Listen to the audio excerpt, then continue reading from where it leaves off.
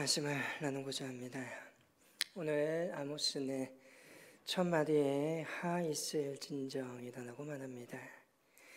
이것은 탄식의 표현으로서 이제는 망했구나 라는 뜻이겠죠. 그러면서 아모스는 이스라엘의 죄를 고발하고 하나님의 심판에 이야기합니다. 6장에서는 이스라엘의 지도자에 대한 경고와 심판에 대해 말씀합니다. 아모스서에서는 매 장마다 이스라엘의 죄를 고발하고 그들에 대한 심판이 이어집니다. 단 한 절도 위로의 말이 없이 심판의 말로 일관됩니다. 아모스에게 어떠한 협박이 있든지 또 사람들이 어떠한 싫은 내색을 보이든지 간에 상관하지 아니하고 아모스는 하나님 말씀 그대로 대변합니다. 어찌 보면 그 안에 하나님께서 이루시는 거룩한 열정 때문에 그렇기도 할 것입니다. 결국 정의를 향한 아모스의 그 열정이 그 시대, 그 사람들에게 전해집니다. 그리고 오늘 시간과 공간을 뛰어넘어서 다시금 하나님의 말씀으로서 우리에게 전해져 옵니다. 아모스는 이스라엘의 유력한 사람들의 죄를 문제 삼습니다. 1절에서 그들을 시온에서 안일한 자라고 부릅니다. 걱정 없이 편안하게 살아간다는 것이지요. 사마리아 산에서 마음이 든든한 자라고 합니다. 돈이 있으니까 노후에 걱정 안 해도 되고 힘이 있으니까 억울한 일 당하지도 않습니다. 든든한 성이 지켜주니까 도적이나 정쟁에 의해서 뺏기지 않고 안전하게 살아갈 수 있는 사람들입니다. 또 이들은 유명한 사람들이고 이스라엘 족속에 따르는 지도자라고 합니다. 소위 이스라엘의 엘리트입니다. 그러한 그들이 살아가는 모습은 매우 사치스럽습니다. 4절 이하에서 이야기하고 있지요. 그들의 침상은 상아로 만든 침상에서 잠을 잔다고 합니다. 상아로 장식된 고급 침상입니다. 상아는 이스라엘 땅에서 나오지 않습니다. 이집트에서 겨우 수입되는 것들입니다. 이집트의 파라오도 겨우 누울 수 있는 침상인데 이스라엘의 지도자들이 그 침상에서 잠을 잡니다. 얼마나 호사스러운 생활을 하고 있는지를 보여주는 것입니다. 그 침상에서 자고 일어나 기지개를 켭니다. 그리고 어린 양과 송아지를 취하여 먹는다고 합니다. 연하고 맛있기에 값비싼 고기이지요. 그리고 그렇게 배불리 먹은 후에 비파에 맞춰 노래를 합니다. 마치 자기들이 다윗이 된 것처럼 악기를 만들어서 예술에 대하여 논합니다. 잔으로 먹기에는 너무 잔이 작은 것일까요? 그들은 대접으로 포도주를 마십니다. 몸에는 아주 향기로운 기름을 바릅니다. 그러면서 요셉의 환난, 곧 다른 이스라엘 백성들의 어려움에 대해서는 아랑곳하지 않는 그들입니다. 마치 예수님의 비유 중에 부자와 거지 나사로의 비유 속에 나오는 부자의 모습과 같습니다. 그는 매우 큰 부자였고 값비싼 자색 옷과 고운 베옷을 입었습니다. 그리고 날마다 호화로운 연회를 베풀었지요. 그러나 그 집 앞에는 나사로 거지가 있습니다. 그리고 그는 부자의 상에서 떨어진 것으로 자신의 허기를 때웁니다. 그 부자는 자신은 호화롭게 생활하면서도 요셉의 환난, 곧 가난한 자의 환난을 외면하고 있습니다. 왜 부자가 지옥에 갔던 것일까요? 우리는 여기서 부자가 되고 엘리트가 되고 높은 자리에 오른다는 의미를 생각해 보아야 합니다. 그것은 그 자리에서 즐기고 자신만을 위해서 살아나는 것이 아닙니다. 높은 자리에 오르고 많은 재물을 갖게 된 것은 더 많은 책임을 지고 가지라는 것입니다. 이스라엘 엘리트들이 왜 잘못하고 있고 부자와 거지 나사로에서 나오는 부자가 잘못하고 있는 것은 자신들에게 주어진 권력과 자신들에게 주어진 재물의 의미를 제대로 깨닫지 못하는 데 있습니다. 부와 권력은 책임입니다. 예수님은 누가복음 12장 48절에 말합니다. 많이 받은 자에게는 많이 요구할 것이요 많이 맡은 자에게는 많이 달라 할 것이다. 주님은 분명히 부와 권력에 있어서 책임과 또한 의무가 있음을 이야기하고 있습니다. 이스라엘 지도자들은 실패하였습니다. 그들은 주님의 말씀을 깨닫지 못하였고 또한 한편으로 그들이 교만하였기 때문입니다. 13절에서 그들의 모습을 잘 보여줍니다. 허무한 것을 기뻐하며 이르기를 우리는 우리의 힘으로 뿔들을 취하지 아니하였느냐 하도다. 그들이 잡고 있는 것은 허무한 것임에도 불구하고 그들은 자신들의 힘으로 자신들의 권력과 부를 취했다라 성취했다라고 이야기합니다. 자기가 높은 곳에 있는 이유는 자기의 능력 때문이라는 것입니다. 여기에 문제가 있습니다. 하나님의 은혜로 되었다.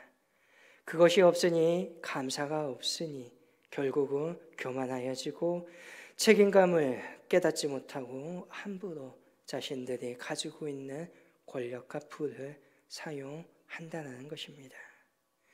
실제로 그 자리가 자기의 힘으로 해서 그렇게 되었던 것일까요? 똑같은 노력을 하지만 한 사람은 성공하고 한 사람은 실패합니다. 실력이 모자라서 그런 것입니까? 아닙니다. 때에 따라서입니다. 그리고 그때를 우리는 은혜라고 말합니다. 동일한 능력을 가지고 있습니다. 한 사람은 가난하고 한 사람은 부자로 살아갑니다. 왜 그렇습니까? 능력이 없어서입니까? 아닙니다. 어떠한 이는 좋은 때를 만났기 때문입니다. 그리고 그 때를 우리는 분명 하나님의 은혜라고 합니다. 여러분의 성격과 여러분의 능력도 마찬가지입니다. 여러분의 능력, 여러분의 인격, 여러분들이 선택하셨습니까? 아닙니다. 여러분에게 날 때부터 주어진 것입니다. 공부를 잘하는 아이들은 나는 공부가 쉽다라고 말합니다. 하나님께서 공부할 수 있는 지혜를 주셨기 때문이지요. 한편으로 공부를 죽기보다 싫어하는 아이들도 있습니다. 그런데 그러한 아이들 중에 사람과의 관계를 매우 잘 맺어가는 친구들도 있습니다. 세상에서 누가 성공하겠습니까? 세상에서 누가 관계 속에서 잘할 수 있을까요? 그것은 오직 하나님만이 아십니다. 하나님께서 어떻게 인도하시느냐, 하나님의 은혜를 어떻게 자기가 받아들이냐에 따라서 사람의 성공 여문은 갈라지게 되어 있습니다. 결국은 자신의 힘이 아니라 하나님의 은혜요, 나에게 주신 것에 대한 감사함으로 나아갈 때 우리는 잘 된다는 것입니다. 그런데 이스라엘의 지도자들은 그러하지 못합니다. 그래서 하나님께서는 심판을 선포하는 것이지요. 7절에 이렇게 말합니다. 그들이 이제는 사로잡히는 자 중에 앞서 사로잡히리니 기지개 켜는 자의 떠드는 소리가 그치리라. 제일 앞서간다, 제일 앞에 있다라고 말하는 엘리트라고 자랑하는 그들을 하나님께서 제일 먼저 심판하시겠다는 것입니다. 뿐만 아니라 그들의 망함도 큽니다. 9절에서는 한 자리에 수없이 많은 식구들이 있는데 그 중에 10사람만 남을 것이고 그들 역시 결국은 죽음을 피하지 못할 것이다 라고 말하시는 말씀입니다. 또한 10절에는 온 집안이 다 죽어서 시체를 처리해 줄 사람이 없어서 그의 친척이 와서 처리합니다. 또 그 집에 살아있는 자가 있느냐 물을 때에 그 시체를 치우는 사람이 아주 없다라고 말합니다. 그리고 그 친척은 소리를 낮추라고 말합니다. 하나님께서 그 소리를 듣고 아직 살아있는 사람이 있는가 하여 더 죽이실까 두렵기 때문입니다.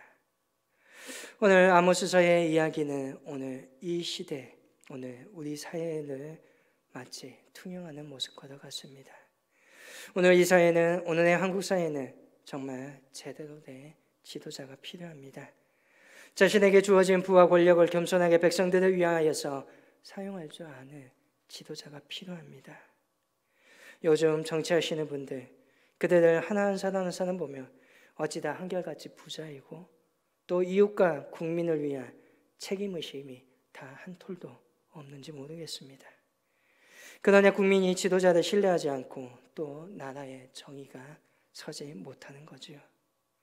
자기 자리에서 최선을 다하느니 자기 권력을 나를 위해서가 아니라 국민을 위하여 나누는 그 사람이 많아야 우리 사회가 정의로워질 것입니다. 또 믿는 사람들이 세상에서 이러한 아름다운 지도자의 모습으로 살아갈 때 주의 이름이 높임을 받게 될 것입니다. 그러나 현실은 유감스럽게도 많이 동떨어져 있다는 것입니다.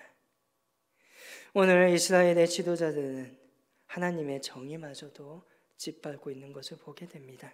12절에 이렇게 말합니다. 말들이 어찌 바위 위에서 달리겠으며 소가 어찌 거기서 밥 갈겠느냐. 그런데 너희는 정의를 쓸개로 바꾸며 공의의 열매를 쓴 쑥으로 바꾸었다고 말합니다. 비정상적인 일들이 일어난다는 겁니다. 정의의 길은 공법과 정의의 길입니다. 이 길이 자연스럽습니다. 그런데 그 길을 외면하고 힘든 길을 가려고 한다는 것입니다. 말들이 딱딱한 바위 위를 달리는 것이 낫습니까? 아니면 흙길을 달리는 것이 낫습니까? 정의의 길은 부드러운 흙길이요 불의의 길은 바위처럼 상처가 나는 길입니다. 소가 개간을 합니다. 땅을 개간하는 것이 편합니까? 바위를 개간하는 것이 편합니까? 성경의 말씀을 보면 참 말이 안 되지요. 당연한 이야기입니다. 땅을 개간하는 것입니다. 땅이 공의이고 바위는 불법인 것입니다. 그런데 오늘 이스라엘의 지도자들과 세상의 지도자들은 이 쉬운 정의의 길을 버리고 불의의 길을 가고 있습니다. 왜?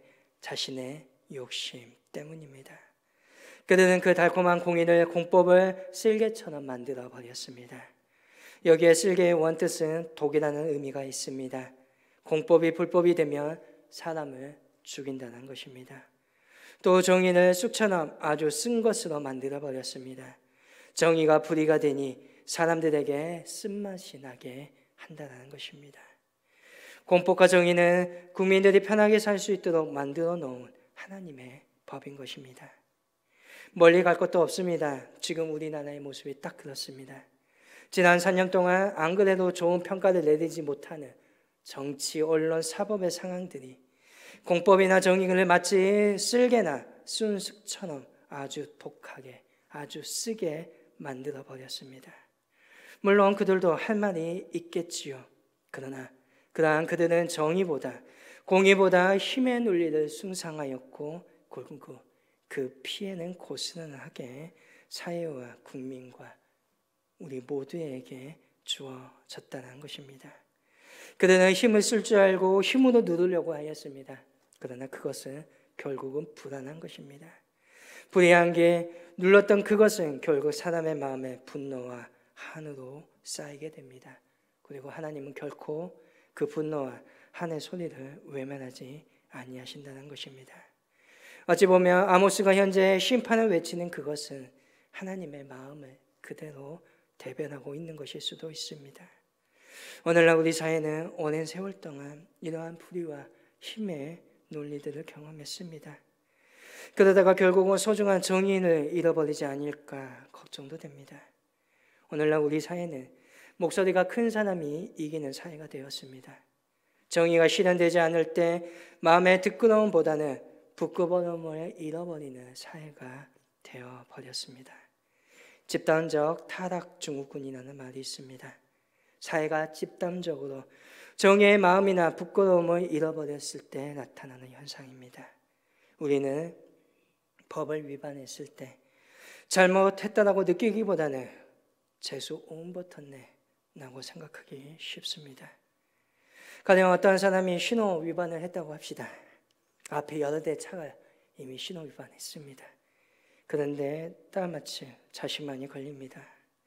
그러자 이 사람이 교통경찰에게 이렇게 항의합니다. 앞에 지나가는 그 차들도 신호 위반했는데 왜 나만 졌습니까? 이때 경찰이 이렇게 대답합니다. 어부가 바다 고기를 다 잡을 수 있나요? 이러한 경험하면 더 이상 정의의 문제가 아니라 우리는 정말 재수 없다라고 말해버릴 것입니다.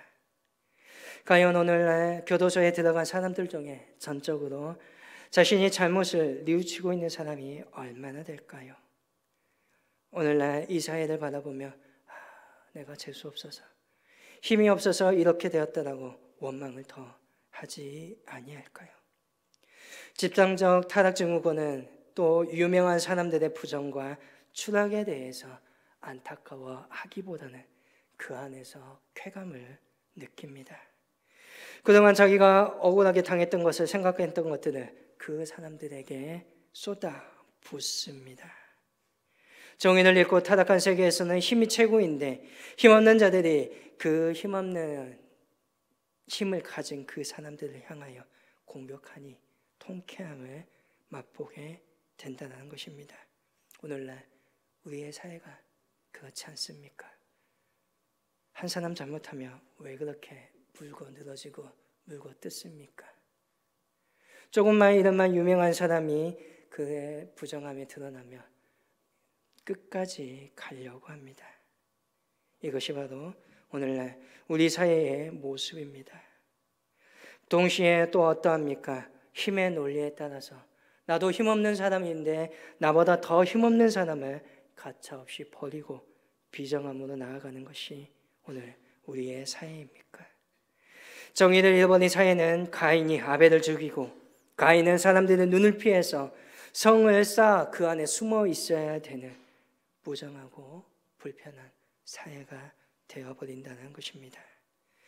오늘날 우리가 살고 있는 세계는 정의 너무 잃어버렸습니다. 대신 바다의 물고기와 땅의 짐승들처럼 힘이 숭상되고 있는 사회가 되어버립니다. 사람이 사람인 이유는 그 사람에게 정의가 있기 때문이고 양심이 있어 부끄러움을 알기 때문입니다. 정의보다 불의가 판을 치면 그 사회는 독하고 쓰디쓴 사회가 됩니다. 하나님께서는 우리의 본성에 따라서 정의의 마음을 또 양심을 주셔서 거기에 따라가기를 원합니다. 오늘날 우리 교회가 타락한 세상의 논리에 따라서 그것에 따라서 갈 이유는 없습니다.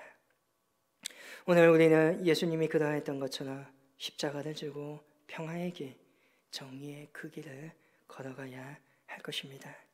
오늘 아모스가 그러했던 것처럼 이 땅에 하나님의 정의와 하나님의 공의만을 외칠 수 있어야 합니다.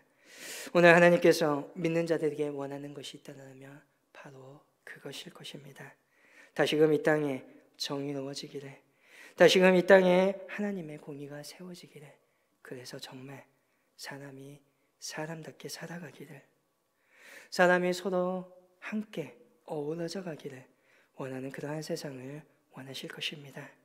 오늘 정의가 딱 무너져버리는 이 땅 가운데서 다시금 말씀을 들고 다시금 주의 생명을 들고 이 땅 가운데 주님의 놀라운 정의와 공의를 세워가는 믿음의 저와 여러분 될 수 있기를 간절히 소망합니다. 기도하겠습니다.